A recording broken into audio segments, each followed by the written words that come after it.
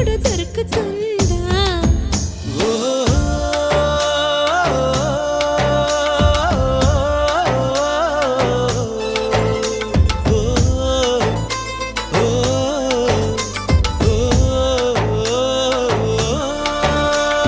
చక్కని దానా చుక్కని కానా నీ చిక్కులన్నీ దాటగా